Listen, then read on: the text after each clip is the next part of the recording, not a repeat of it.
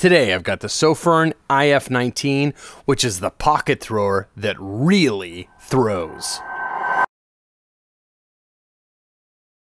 Welcome back to Schulites. This Sofirn IF19 is a great pocket thrower. You want a little tiny light that fits in your pocket that really throws and costs like nothing. This is a real budget-friendly thrower.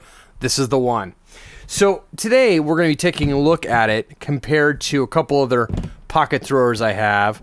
We've got a Hank Wang D1 right there in the middle.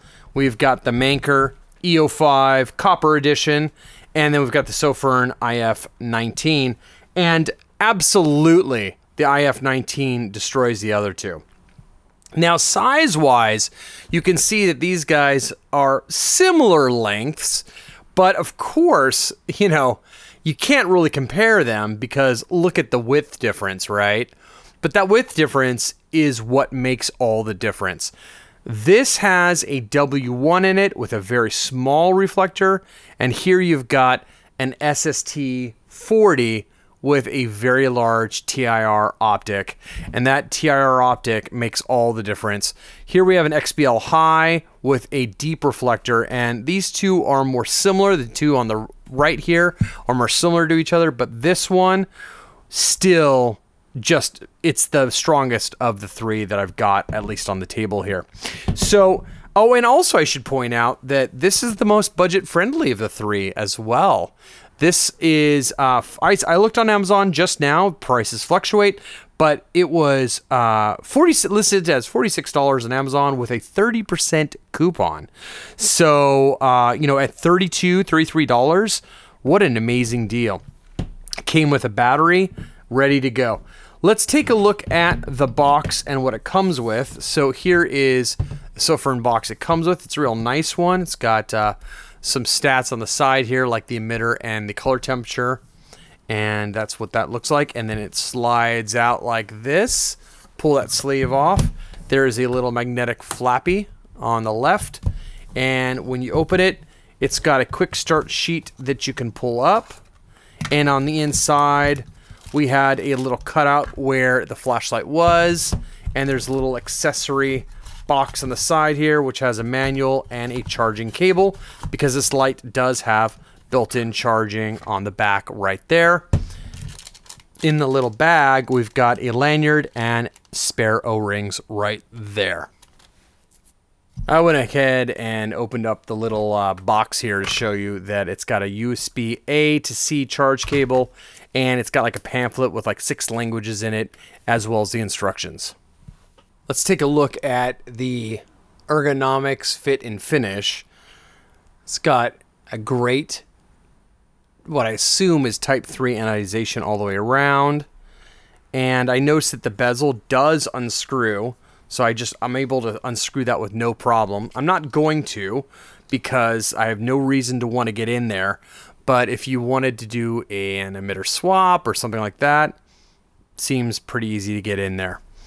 Now, on the back here, we've got a nice little lanyard hole right there. And this unscrews to reveal the 18350 battery that says 850 milliamp hours. And you can take it out for recharging, which is what I did. It's a button top, but I don't think that's required at all, because if you take a look on the inside here, you see there's a spring on this end as well as on the tail end. There is a button with a charge indicator that turns different colors based on charge, and on this side, you do have a floppy doodle that has the USB logo, if I can get a good focus on it. There it is. And there is a little place to flip it up, and inside reveals a USB-C charge port. Let's take a quick look at the UI. So the first thing I want to point out is that there is a lockout feature that is automatic whenever the light has been engaged, meaning the battery is connected, but it was off for more than a minute. So if I unscrew this, as soon as I make contact again, you'll see the light will come on when I do. The lock will not be on because it hasn't been a minute. So if I hit a button here, it's going to turn on and off. And I want to point out that when you first remove the insulating disc, that's how it's going to behave. But then once it sits for a minute, lockout is going to automatically happen. Now, it hasn't been a minute, so how do we manually invoke lockout? Well, when it's off, 4 clicks, 1, 2, 3, 4, it flashes to confirm it's now in lockout mode. So you can always 4-click to get back to lockout from off. When I click, you'll see it just flashes to show that it's not going to turn on. Now, in lockout mode, you can press and hold to get to a moonlight. You can see there's a moonlight right there. And as long as I hold, so there you go. Now, to get out of lockout, if you want to do 4 clicks again, you can, but you can actually do 2, 3, or 4. So anything more than 1 click should get you out of lockout. So 1 click won't do it, but 2 does, and it flashes to confirm that lockout is off, and it goes to the last mode it was on. Now, when I'm locked out, 1 tap will turn it off, 1 tap turns it back on, and it'll continue to behave that way until 1 minute when it's off. Now, when it's on, if I press and hold, it will cycle through the modes, okay? And you can see there's a low, medium, and high. Low, medium, and high. Now, there's also a hidden moonlight and a hidden turbo. So if I click it off and press and long hold, you'll get to the moonlight. I can let go because it's not locked out, and you see I'm on that moonlight. Now, I'm on moonlight here, and if I double click to turbo, there you go, and I can feel the heat coming off it. Now, turbo, if I click once, it actually goes off, but it only does that if you're in moonlight. So this is a little confusing, and I wish this was smoothed out a little better. But what I want to point out is if I click once to go to the main mode group, so the low, medium, high, and let's just go to high, for example. If I double click to turbo, when I click once, it goes back to high. I wish 1 click from the main mode would actually turn it off.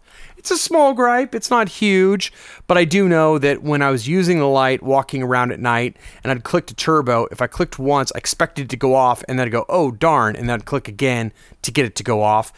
But what's really weird is it actually does behave that way when you're in the shortcut for moonlight.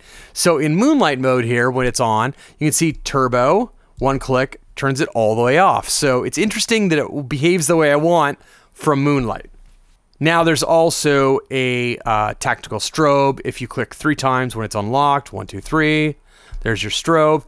And there is a second mode group, which I'll show you right now. So when it is on, if you click 4 times, it will switch mode groups. So 1, 2, 3, 4, you see it flashes to confirm. And now we're at a ramping mode group. So that's really cool for people who prefer ramping UI over stepped.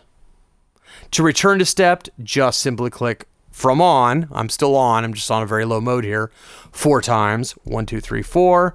And that flashing confirms that I am now back to a stepped mode. All right, let's do some lumen testing. I'm not going to show the Zirconic report, but it is an SST40, which is a low CRI cool emitter. So this is going to run 6,000 plus.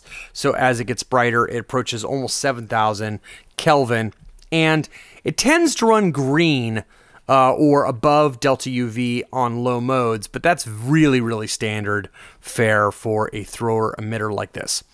Now, if I block this out, you can see that we have a little bit of light leak, but let's not let that matter too much. Well, let's actually turn down the lights so it does matter less.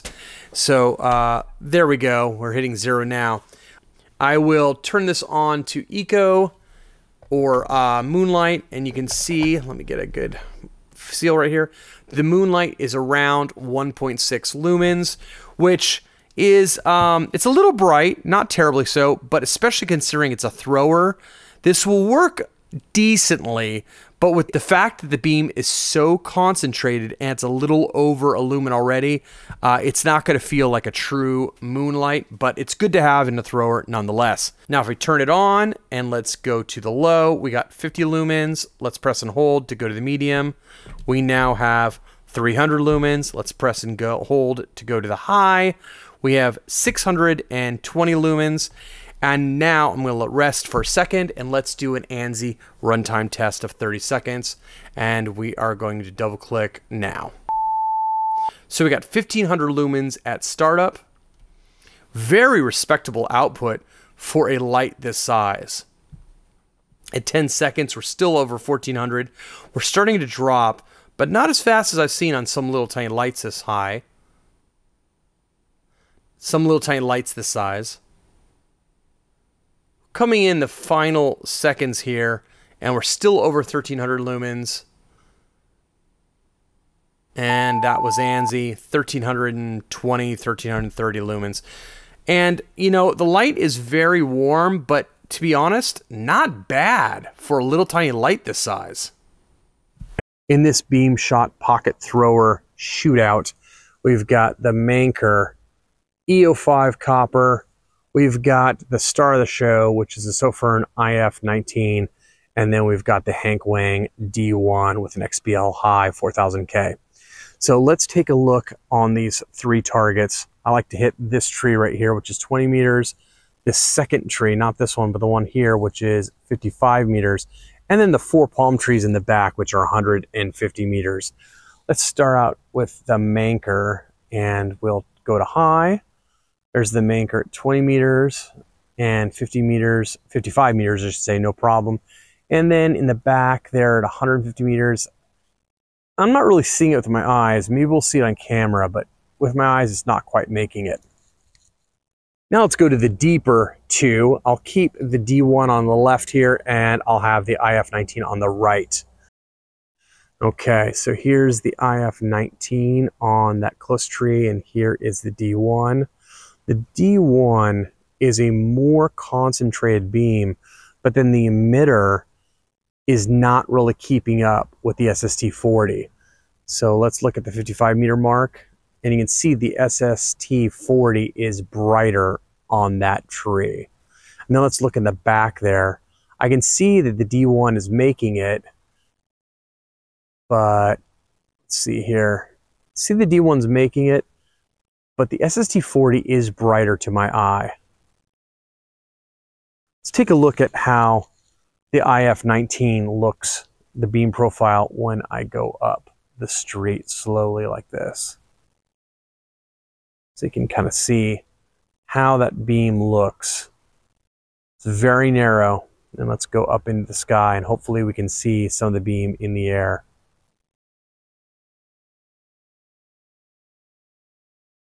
Conclusion about the Sofirn IF19 is that there really is no substitute when it comes to throw for a large optic. And this light is really combining the largest optic you can in a small little package that's super lightweight and should fit into your pocket really well. Yeah, sure, it's not as flat as a light like this, which is conical, as a light like this, which is cylindrical. But let's face it, you need a large optic to throw this well. And, you know, this light at around $30, $35, what a steal. So if you're looking for an excellent pocket thrower, look no further than the Sofirn IF19. Thanks for watching, folks, and I'll see you in the next review.